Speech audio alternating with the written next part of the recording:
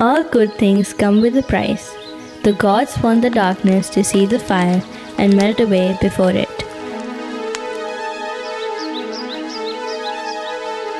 The necessities and the luxuries come together.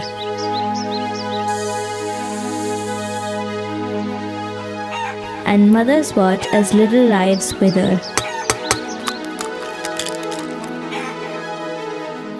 The essence of the sacrifice is reminded before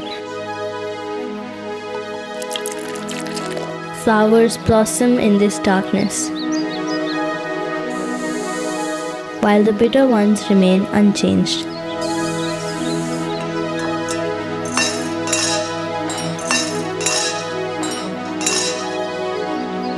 The pedestal stands decorated with the finest linen sheets.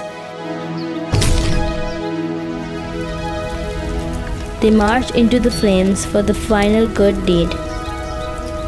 The heat presented them with many a great battles, and the folks grew impatient and turtled.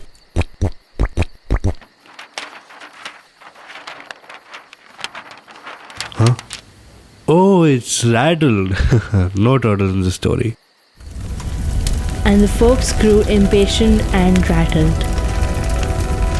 Out of the fire rises something beautiful.